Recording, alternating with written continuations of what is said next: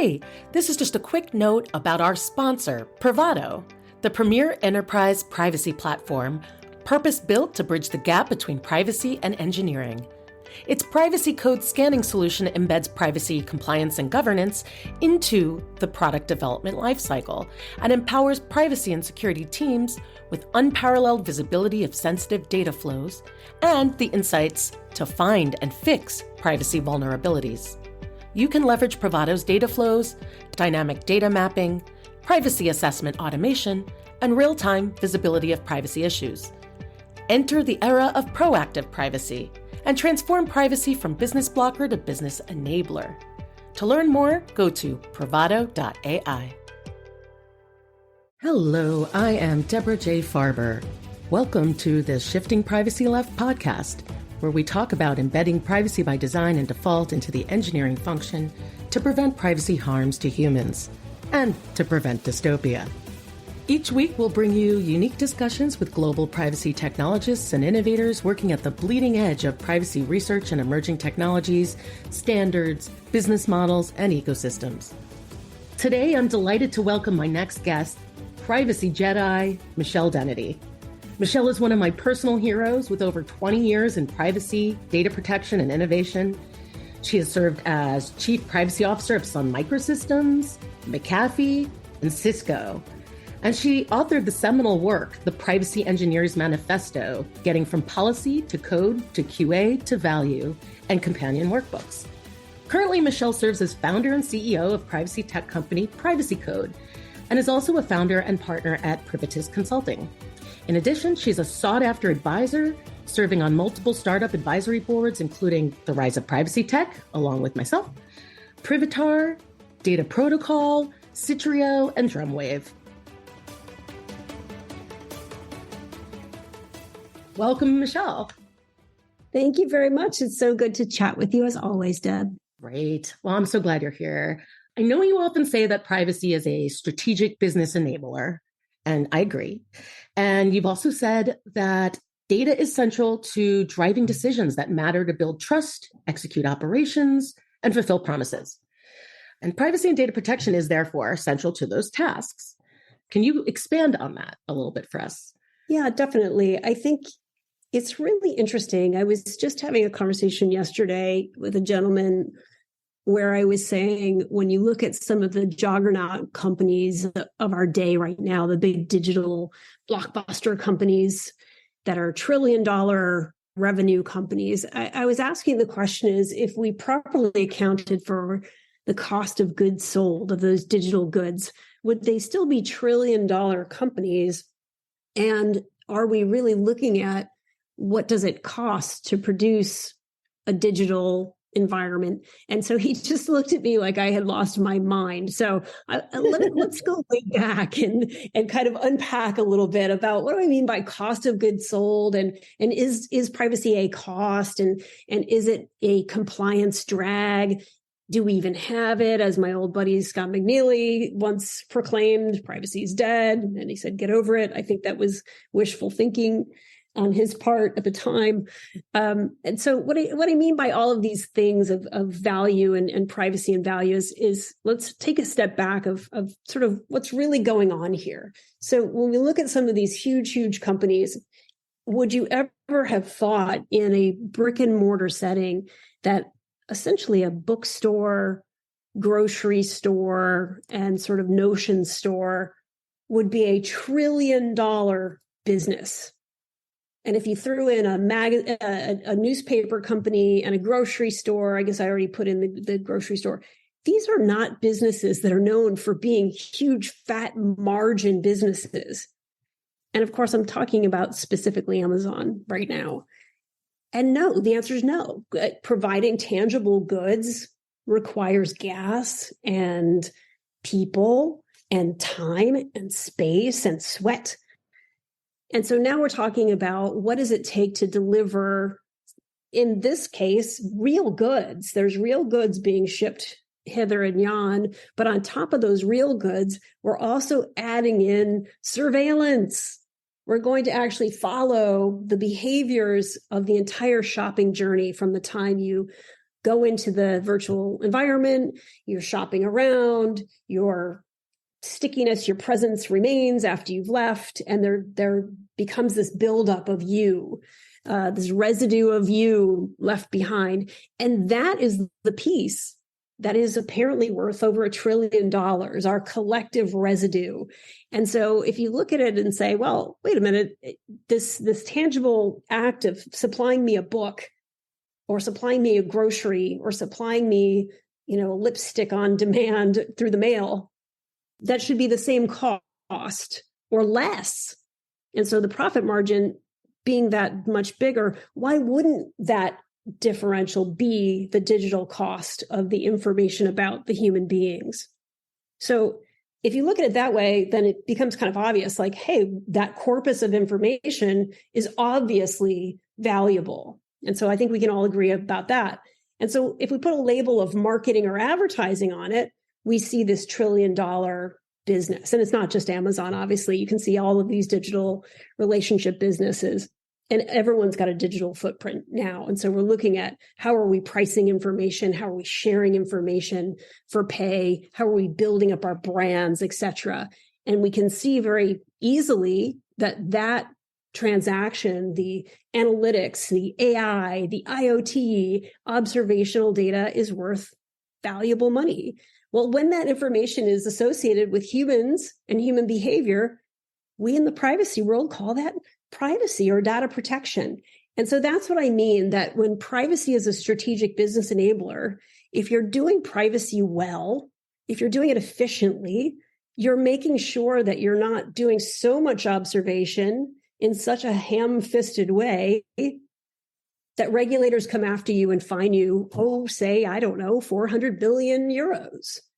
Or you do it in a way that people actually want to engage with you and don't try to promulgate rules and regulations so that they ban the application entirely because they're worried that your application is spying on an entire populace. So there are ways that we can look at data and the tracks that we're laying down as a common good and value and something valuable and something even fun. And there's other ways where we can look at it as a drag, as something compliance heavy, as something, oh, woe is me, I gotta go do. And I think somewhere in the middle is the fun of privacy engineering and shifting left of saying, let's assume for a minute that data is valuable. Now what? That was probably more expansive than you wanted when you said expand on that. No, I thought that was really comprehensive. I think that's excellent. I think you really explained why you feel privacy is a strategic business enabler.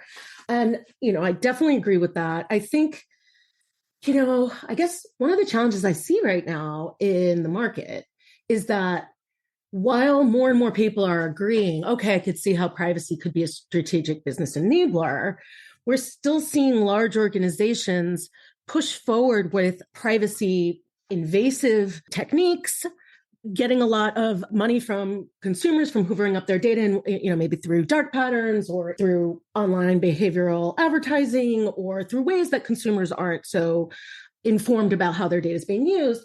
And I'm seeing VCs scale these organizations as opposed to saying to them, hey, privacy is a strategic business enabler. Don't do that. Or I won't fund your organization unless you are focusing on privacy, right? Very often security is used as a shorthand for all things trustworthy within an organization. And it's not. Security is just one of the many facets of risk to address and that needs to be built into your systems, right? So how can we change the investment thesis on and get the VCs and angel investors to direct more of their attention to the privacy problems?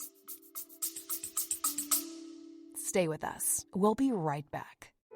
Hello, loyal listeners. The Shifting Privacy Left podcast is seeking sponsors who want to help educate our growing community of privacy engineers. Position your brand in front of privacy engineers, architects, developers, researchers, and privacy tech buyers. Insert a 30 to 60 second ad like this one into every published episode of the podcast. This is dynamic content after all. Feature your new product, an upcoming conference, a sponsored special deal, endless opportunities. Email sponsorship@shiftingprivacyleft.com for more information on our sponsorship package. Okay, let's get back to our engaging privacy conversation.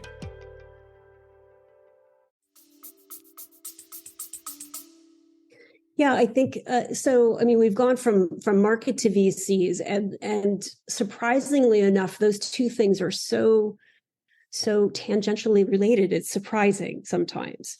So VCs are more a mood than an algorithm. I'll put it that way. So can we put that on a t-shirt? Because I would buy that t-shirt. Right? I think so. I think they will admit to that. Is like, it's if you ask somebody what the price of a stock is, it is the price of a stock is the price that the stock is at.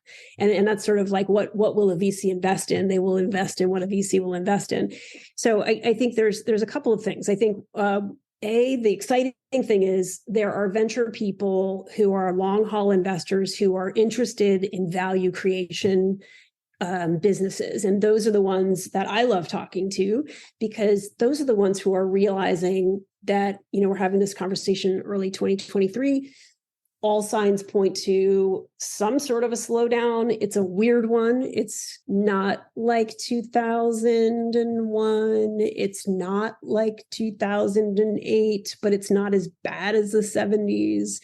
But we know that capital, even though it is incredibly plentiful, is being conserved for very rarefied purposes. We'll put it that way. There's a lot of capital in the market, more so than ever before.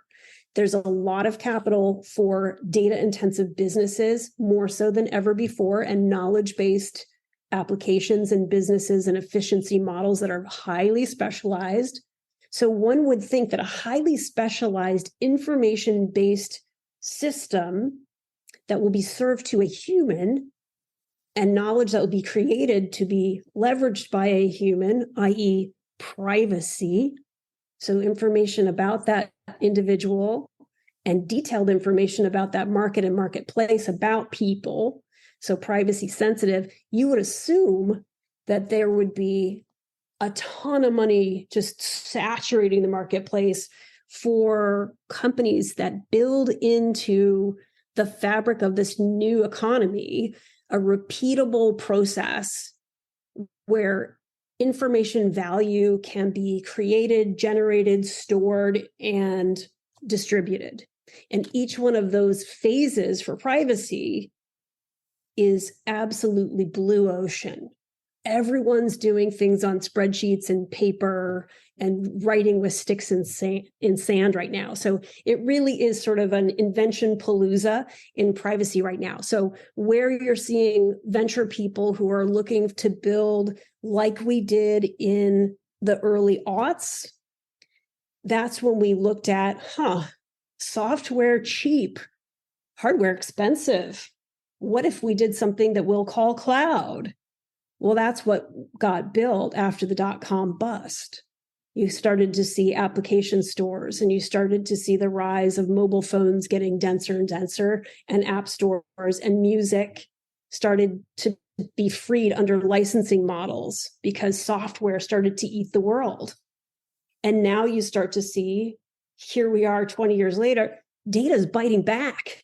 So maybe software did eat the world, but the reality is the logic that says 0, 1, on, off, but didn't direct that energy anywhere and didn't curate who the buyer was and who the seller was, and was that a valuable electron?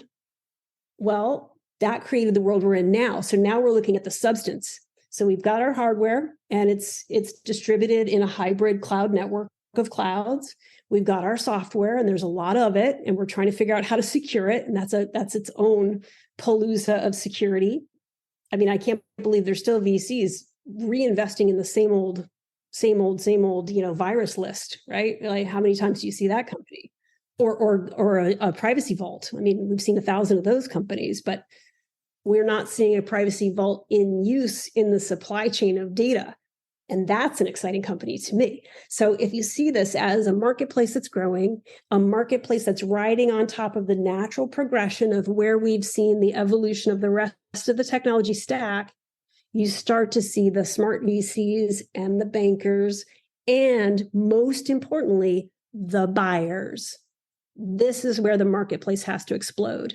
The chief privacy officer is a buyer, but not the buyer. The smart CMO, who can no longer count clicks or depend on analytics to be the metric that's going to show that they've been a good boy or girl in their little C-suite, they're going to have to invest in privacy and privacy engineering. Because again, when we're curating data about people, we're doing marketing. So marketing people are going to invest in privacy technology. If we're doing curation to make sure that we're within the regulatory boundaries, we're probably going to be more in the legal sense. We're probably being closer to our chief privacy officers. If we're going to be building product and dealing with these clouds in hypercloud space, we're probably going to be deep within the engineering bowels. And so those privacy engineering teams and the shift left, that's going to be your buyer for privacy tech.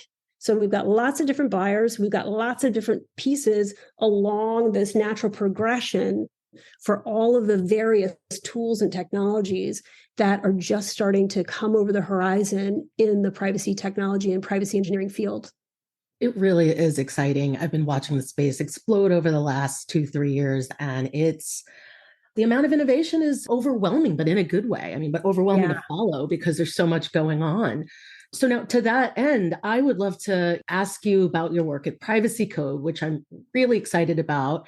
And I should also disclose to the audience here that I am an angel investor in PrivacyCode. She is an angel, can confirm. Yes. So here's a snippet from the website. For decades, companies have been missing the means to apply, plan, track, and measure privacy requirements. With PrivacyCode, organizations can now prove and measure the volume and quality of privacy engineering with meaningful metrics, reports, and a bill of materials, or BOM.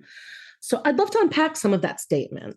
First, I love that you're focusing on privacy requirements across the product development cycle and not merely like legal requirements being pushed down. Can you tell us a little more about the privacy problems that PrivacyCode solves for? Yeah, so it's a fun space. There's a lot of us on the left side of the equation. I'll put it this way. So a lot of people automatically assume that privacy tech is one thing, or they assume that you're competing with a PIA generator or some sort of a knowledge management for your compliance tools. We love those things. Those are good, quick, convenient checklists, and they're important tools to organize your work and keep your data, your data sets clean for, organizing your contracts and whatnot. Love that stuff. What we do is we really look at the privacy engineering problem through the lens of a privacy engineer. And what I mean by that is we look at the problem from a process perspective as well as a technical perspective, and those things have to work in synergy. So I think about things as we wrote about in the Privacy Engineers Manifesto. So there's, no big surprise. That's 20 years of my head is in that book. Thinking about what are the business rules that we're trying to achieve. So if you're building a system where you want, one of the examples from the book comes from work with a company that may or may not rhyme with something called Bisney. Allegedly. What could it be, Michelle? What could it be? I don't know, but it makes me happy when I'm on this earth to think about it. But years and years ago, so I'm not disclosing any sort of intellectual property, but the problem at hand way, way, way back in the day was to imagine a world where you might want to plan your whole vacation in one place, in one application, which now sounds like such a cute and quaint little thing. Back in the day, that was a hard problem to solve. So understanding what that data map was from the very beginning. And that's a who, what, why, where, and when, sort of a Zachman architecture business problem. We've forgotten about business problems when we start to, grab like spasmodically for requirements. Oh my God, we're doing something in the European Union. What do I have to do? Oh my God, it must be about consent. But no. Right. Stop, take a breath. What we wanted to do is we wanted to build a planner. We wanted to have something involving children. We want to have people that are traveling. So you're probably crossing boundaries. We're having people who are going to physically stay somewhere. So there's going to be a hospitality business element here. We're going to transport people from hither to yon. We're going to cross the boundaries of different people's specialties. So we're probably going to federate our identities and have some people caring about you when you're in the air, some people caring about you when you're in the ground, some people feeding you, et cetera. So all of these different rules and requirements about where the business rules go, everything comes with a sort of a bubble of requirements for that data. And so where these bubble of requirements of data come along, you want to have a way to orchestrate all of that motion, the process, the commands that you're giving to your technical teams. And we want to have a way to have that conversation and organize that conversation so that at the end of the day, you can do a couple of things. You can have a way of communicating what you've built into different constituents. Your consumer deserves to know what you've built. And that's some of this transparency and communications work that seems to have been so hard for people who haven't planned with business rules in mind. So how do you communicate that? You want to be able to communicate to your regulators. What have I built that is being controlled in X, Y, and Z ways? You want to be able to communicate if I decide to take another job, what has been done before, where is the work? And of course, this is the hardest thing to do of all in our former roles, as you and I have both worked in very large enterprises. How do you synergize requirements across various specialties with various types of subspecialties and different languages? So I'm speaking legal over here, I'm speaking tech over there, and tech isn't tech. Tech is sometimes identity, sometimes tech is encryption, sometimes tech is database, sometimes tech is network, sometimes tech is vendor proofs, for example. And that's just the beginning. So what PrivacyCode does is it allows you to become the conductor of a beautiful symphony, and all of your requirements can be in one place, and all of your specialists are allowed to be specialists. And we teach them how. We have a whole huge library of implementation based on hundreds of years of experience of the team. And you can automatically, as you work, you don't have to take an extra step. You're managing that symphony together. You're making sure things are timestamped, they're dated, they're synergized, you're communicating well. And along the way, you can use all these other tools that are out there in the marketplace. You can use your compliance tool. We love that. If you have a PIA, great. Let's use that in concert with what we've already got because you've already disclosed what your controls are there. Great, start from there. Or I'm building a program. Let's start from here. Let's pick up a framework. Let's start from there. It's all about having a simple way to communicate in the language of people data. I think that's great and obviously needed in the marketplace. And I'm just curious, what are you seeing in the market from buyers? Like, as you've been developing PrivacyCode, what have their pain points been regarding privacy assurance? I think I'll tell you the highs and the lows. I think the lows that make me sad are there are a group of people that have sort of given up, and it makes me sad. And what I mean by that is, and it's not just legal people, it's not just technical people. There are people that are like, I'm an encryption person, I encrypt things, and I go home and my job is done. Done. I'm a lawyer and I write the contract, and I wrote the contract, and I go home. Right. I tell you what to do. And if you didn't do it and you didn't understand my language, and that's nanny, too bad for you. And none of those things are sufficient. And I think the saddest part of all is I don't see boards having conversations about data. I see some annual reports having conversations about the class actions that are being held against them, about the existential threats that privacy fines have against them financially, but I don't see them saying, hey, directing specific information to these types of customers is really valuable to our business. How are we going to be better about knowing that information, curating that information, being better at taking care of that information than our competitors? That to me is exciting business data. So that's at the macro, big company sort of disappointment is we need more CPOs and experienced privacy people at the board level talking about how does this flow as a governance notion. Right. And then the exciting thing for me and the weird thing that I did not expect is I think our very first paying customer, and thank you, you know who you are, and our first flock of customers are very well-funded I'd say B round and up folks who are deeply embedded in data, and I don't think they meant to be there. So they're either doing AI stuff, or they're in health tech, or they're in Fiserv stuff, or even ad tech revolution, or even some security folks. And they realized, holy cow, if we're going to have customers, because it's not going to be that quick, heady 2019, 2020, let's just IPO and we don't have to worry about governance. Like, if you actually want to sell things, people are going to be looking for your bill of materials. Where is your information about your privacy controls? They need to see it in black and white. So those are the customers that are flocking to us. And I was really surprised by that. I thought it would be mostly the large enterprise. It's not. It's the small business that says, we want to do business better. And people are asking us along the supply chain, what are you doing about privacy? And you better have an answer for it. And, it's amazing to me, the volume.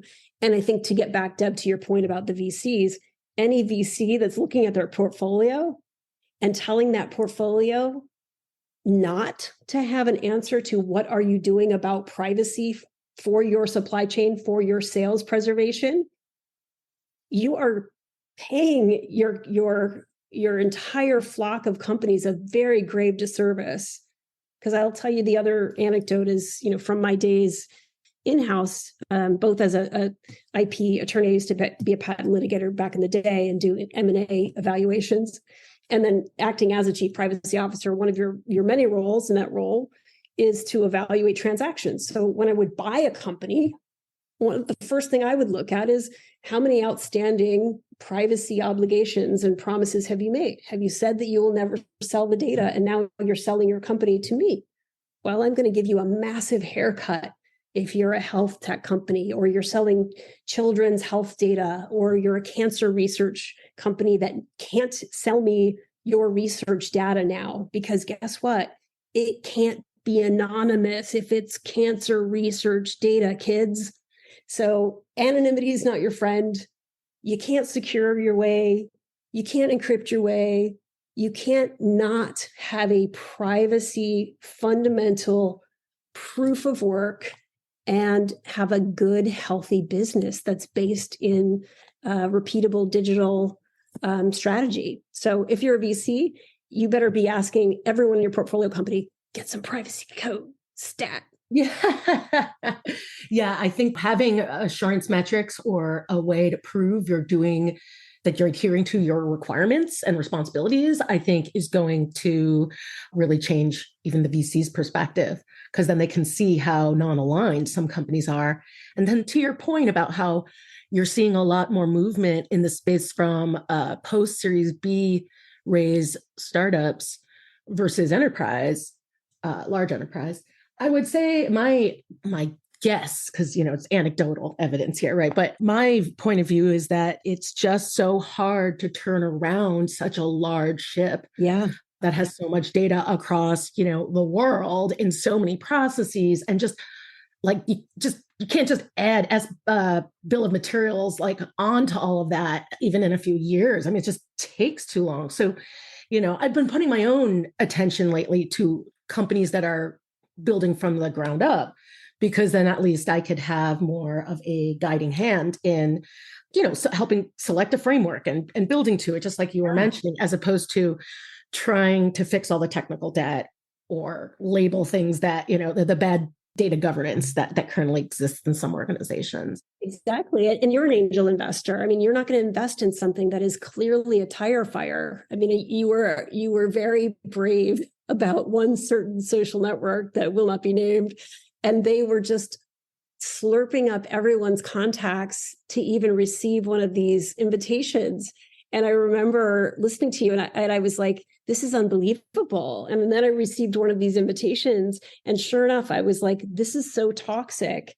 How could the investors put money into this? Because I can't even try the service, because it is such a security and privacy violation that there's no one who has a job at any company that has any privacy or security policy that would be allowed to use any of their equipment because it would slurp up every confidential contact. Exactly. And I remember you like saying, this is hundreds of millions of dollars going down in flames. And sure enough, you were right. Yeah, well, the company still exists. It's not a very good company. I don't personally know anyone who's using the service anymore. And, I got really loud about it on social media so that to protect others, others from being harmed by exactly what you just said, your data being hoovered up and just not even having any security or privacy protocols that could, or I should say controls that could actually protect you and keep you safe online. But also because I saw these privacy and security folks flocking to this network as a new way of collaborating and networking with one another. And I didn't want them to look like fools for the industry by recommending to their friends who are not in privacy and security to join it and then actually cause privacy harms to them as privacy experts, would just be kind of counter to everything we stand for. So but yeah, that's just a bad investment all around. And to your point, fixable. It's not like it was a bad idea to have that service. It was a bad idea to not have privacy on that service. Right. Okay. So one of the other things you just mentioned, and I want you to unpack it a little bit more for this audience, software bill of materials is a new concept to, I think, most privacy folks. I have been following it a little bit because, I know there's efforts out of the federal government to kind of have what they call SBOMs, software bill of materials. And if you could just tell us a little bit more about what that is and what's an SBOM and what's PrivacyCode's approach? Yeah. So, this is something that goes way back. This is part of for better and for better and for worse and then for better again, I guess, for a Walmart, for example. They became legendary for their supply chain. And the only way, and I'll go even before really in the earliest days of Walmart, there's a great book that I always recommend to people. It's by Mickey McManus, and I'm ashamed I can't remember his co-author, but it's called Trillions. And one of the things that Mickey talks about in his book is in 1952, the revolution of pricing and goods and supply chain, again, for better and ill with the consumers and the way it is, was the revolution using the container in the container ship, the humble container in the container ship. Before that, you had to, weigh things and things would go rotten on the decks of the longshoremen would have to figure out what fit on a ship and things would be very non-standard, et cetera. And so with the advent of the container, you could actually measure things. And then on the end of the container, you could have a bill of materials. Now you've had a bill of materials ever since the beginning of time. But by having a routinized way, and this goes to, you had Lori Craner talking about nutrition labels a couple episodes ago on your show. I think a software bill of materials attempts to sort of cross that gap of communication of it's a shorthand way of saying what is an almost standardized methodology so that we can say in a shorthand way, what am I dealing with here? What is the handshake that needs to occur in this type of software, and I'll include, process and hardware in there, but we call them SBOMs for whatever it's worth. But here is the basic philosophy in the software, or here's the OS, here's how it interoperates, here's how it behaves, or here's the standard of care, here's the level of security, here's the level of privacy, here's the type of protections, or here's what it's not. Maybe this is just an unfettered, unclean pile of random digit data. And so if you knew that this was just some sort of data collected with unknown provenance, you would put that in some sort of container away from your production. Maybe that's something that you would figure out, is this something I can use? Do I have to do extra work to make sure that it's clean, to make sure it's anonymized? Do I have to process it in some extra way? So having some sort of a software bill of materials helps the entire supply chain, just like that container ship. It helps the flow. It helps the understanding. It helps someone coming along later who maybe needs to update. We've just had a big case come out of Europe this week saying that having a statement in your terms of use that says, hey, now we're going to use behavioral advertising in the course of using these services. And the European Union have said, no, you have to, that is not sufficient consent. And so advertising to people in that way is no longer acceptable business practice.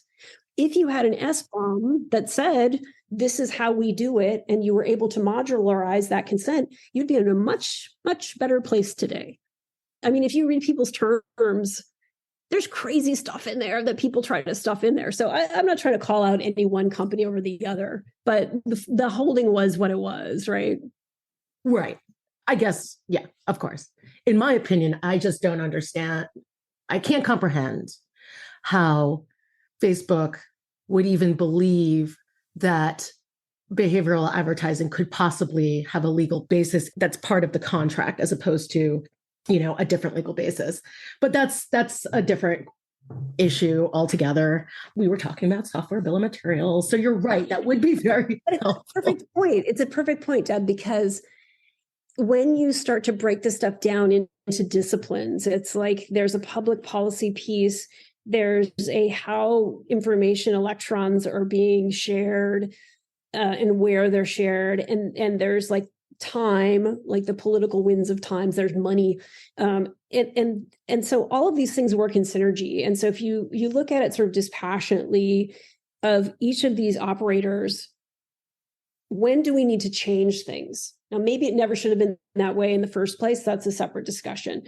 When we need to change things, the more we understand what is in that basket of assets and how each of us can operate on those things and what is changeable without throwing out the entire system or throwing our hands up and saying, as I've seen some commentators, well, it's just the cost of business, which, by the way, brings me back to my COGS thought. It should have been the cost of business. They should have brought an SBOM. Right. Which also the SBOM provides transparency too, of like, this is what we're saying is in here. Yeah, I think this is where data bites back. Software ate the world and it made you think you were really rich. And now you're spending all this time litigating issues that happened 10, 15, 20 years ago when you should be delighting people of tomorrow.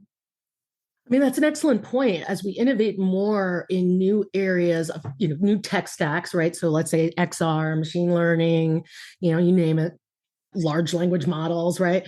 As augmented reality, yeah, all of these things, as we're innovating more, we don't want to make these same mistakes that 15 years down the road, the business is going to be fined a lot because they didn't put the appropriate privacy and security and ethical considerations into the building of the business, as well as the technology that supports it.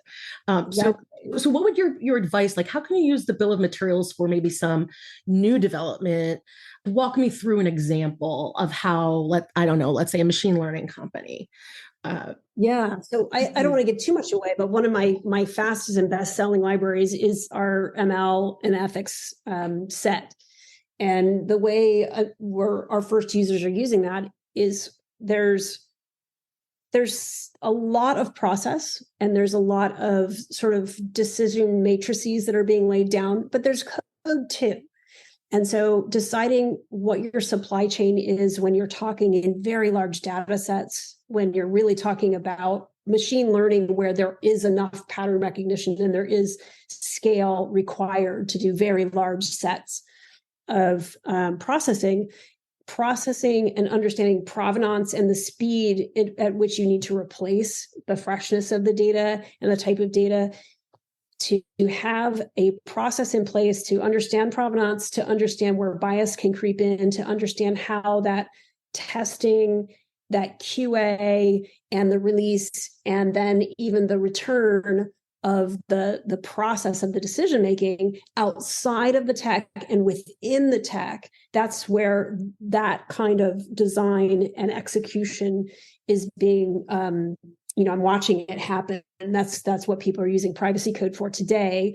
And I really didn't expect that. I thought that was going to be like a hippy dippy thing that people are going to want eventually when we were a much bigger company. And sure enough, it's like one of the things people are like, yes, we're so hungry for this. And we want to routinize how we're making these decisions today that we know we don't know the answers. So when we know that there are the known unknowns, or where we know that we're pioneers, we're trying to use augmented reality, for example. This is not a real example. So my clients, if you are working on this and I don't know about it, I'm not talking about you. But I can imagine a world where we have a lot of lonely people on the planet. We wouldn't have so much of this divisiveness and anger if we didn't have insecure and lonely people.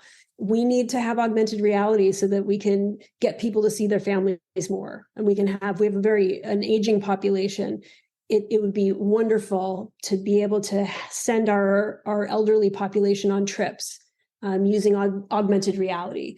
Well, we're talking about people with different abilities. We're talking about sending people into different cultural environments. We're talking about having capabilities cross-generationally. All of these things we know before we lay down a 0 or a 1 might be fraught with all sorts of unknown ethical issues. But by knowing those unknowns and understanding where and how we're gathering the data, or what kind of observational techniques we're going to use, helps us to shape the decision-making when we inevitably make the mistakes of tomorrow, or when we delight in unknown ways of tomorrow.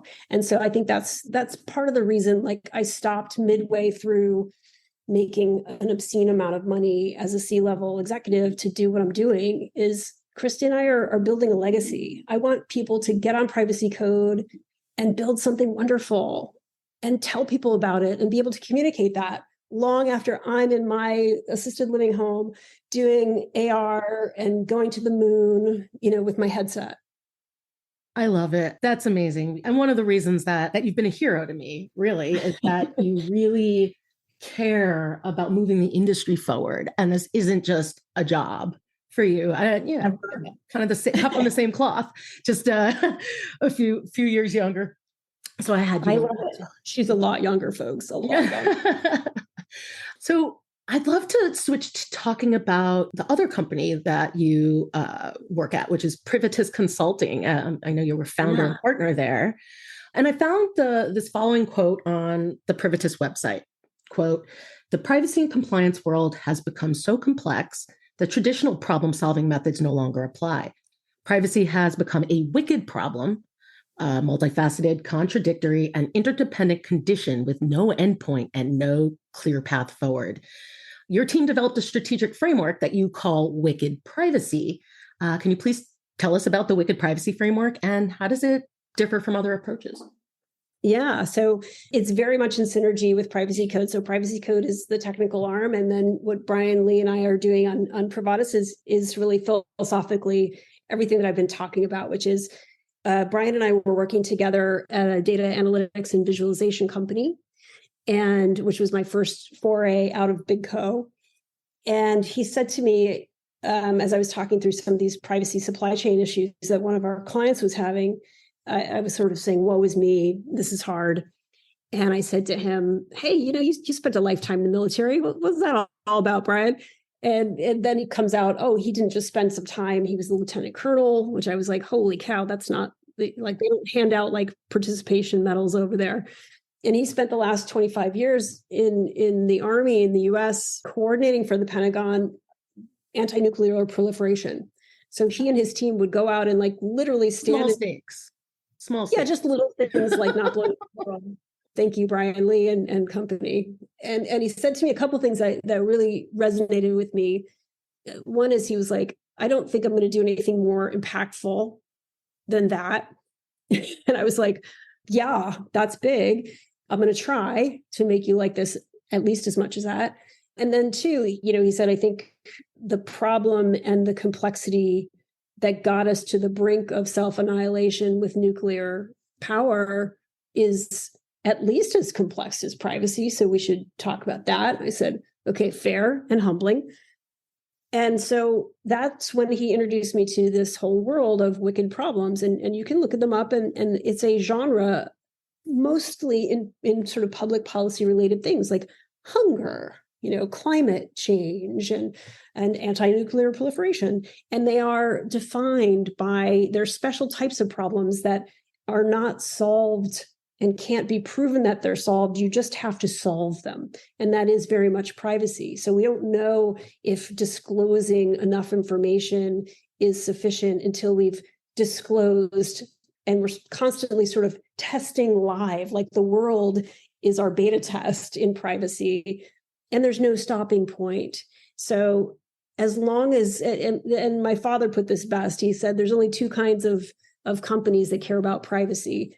The first kind of company has customers and employees, and the second kind of company wants to have customers and employees, and no other company deserves to have any information. So a wicked problem has almost endless perspectives. So if you imagine a field with a lake going down it, if there's a farm on that field, it's kind of beautiful, bucolic. Now you put a town. Where does that town go with relationship to the cows? And everyone needs to drink, but everyone also needs to poop. And then you have a factory, and then you have a school, and then you have roads, and then you have bridges, and then so we have these resources. And so you have this shared resource. And so you're constantly evolving. Every time you solve one problem, you create another one. And so it goes with privacy. So the more we evolve into this software eaten up world, we are very, very much known. We are very, very much surveilled. That doesn't mean it's over. It means we have a new problem. So then we solved it with a lot of encryption. But then we had all of these bad guys doing bad things. Okay, so now we're going to solve it with this policy, and we're going to solve it with this new technology. And now we've got quantum coming down. And now we've got deep fakes. And now we've got this new political movement. And so you see how it goes. So when you approach the world through a wicked problem, it's not fatalistic. It is multimodal. It's very much like the C-suite. Your CTO does not share the same perspective as your marketing person. Your HR person does not look at the world the same as your salesperson. But somehow we create a unit that has common shared goals for a common objective. And over time, we create common metrics so that we're all working with our specialized areas to move ourselves toward a goal that we believe is a better place and a better outcome. And that's the nature of a wicked problem. Thank you for that. It has me thinking, how do you define, or I don't want to say how do you define it, but what are examples of some metrics for different personas that you just mentioned? Because I know that one of the biggest challenges in privacy over the years has been that we really didn't have many metrics that resonated with the C-suite other than, breach metrics, which then eventually went to become a security metric more so than privacy. And then now over the years with, GDPR and data protection rights, it's now metrics around like fulfillment of those data protection rights. Yeah. But that's compliance. That's not necessarily moving the needle on privacy by design and privacy engineering. So help me understand what some metrics might be without giving away all of the, wicked privacy framework that you have. Yeah, I was going to say that's a whole nother hour. And I'm going to recommend so we'll daisy chain guests. I want you to have Robert Waitman from Cisco. He is still there after all these years. I hired him when I started at Cisco many years ago to do privacy metrics. And he was a quant. He's one of these very overexercised brains with an MBA and a law degree from Georgetown and Harvard and all the places, and McKinsey and all the places. So he said, I don't know privacy, and he does now. But I said, good. I want you to be a quant. He said, I know quant. And so the best way to do a metric for any one individual organization is to compare things. And so exactly as you've said, and I find it fascinating that 1386, which was the breach disclosure law in California, how many trillions of dollars, venture dollars, businesses, the entire security industry has benefited and made so much money and mansplained the crap out of privacy. That's a privacy law, y'all. None of you people were there with us at the table. we brought Susan Landau and Whit Diffie were the security people that came with us to the table. It is a privacy law. It was about accessing personally identifiable information. And we decided that there were not enough dollars in, the 2000 world to be painful enough. Right now we're talking about, $1 billion isn't enough to shame some of these big companies. Back then it was like, 100 million is not enough. And so we said, what about shame? How about shame? Will shame work? Well, you had to tell people when you screwed up. That conversation created $1 trillion of value for security people, and they all pretend it's not about privacy. All of that value creation was privacy. Yeah, it's like, how can you have the same? I remember, I was back I was in American Express in my very first privacy job out of law school, managing online privacy at the time. It was its own bucket. And I watched that metric get moved from privacy office to security. And I was like, wait, but that's like the only one we have. Yeah, not so fast. So, the minute you're successful with a privacy metric, it gets gobbled up by marketing or by sales or whatever. And you know what? I'm okay with that. So compare things is my answer and you'll find interesting data. We did a lot of this when I was at Intel and again at Cisco and said, when you sell this kind of thing with transparency, how much will you sell of this thing per region? When you sell this thing with transparency and a control, how much will you sell of it plus traditional quote unquote non-data products, et cetera? Those are the metrics that you want to figure out. Again, going back to my privacy engineers manifesto example, start with the business rules. If your goal is to have an application that allows families to plan a partnership matrixed vacation that is air, land, park, restaurant, total hospitality ownership of dollar wallet, then that's your metric. All of the people data related to that is your privacy benefit metric. I really do like that because it puts the entire team on blast or organization, or depending how big the company is, that it keeps the focus on privacy and not as a thing like you add on or compliance is going to deal with later, but it keeps it top of mind if everyone in the room is strategically talking about requirements that's inclusive. We have limited time on the planet. We don't have time for nice to have. We don't have time for compliance because it's busy work. We got limited time here. So we're executing on business rules because this is a good business to be in. We're doing ethical things because those are sustainable. We're doing good business because we're going to fatten those margins by serving human beings, because human beings are the ones can reach into their pockets and get those wallets out. That's privacy. It's a good point. By using the shift left mentality, a lot less of money is going to go into compliance, because if you fix data leakage or the data governance problem and data is not sprawling everywhere and you have to go find it and discover it because it's in a well-architected way and you know where it is and what's downstream and upstream and all that stuff.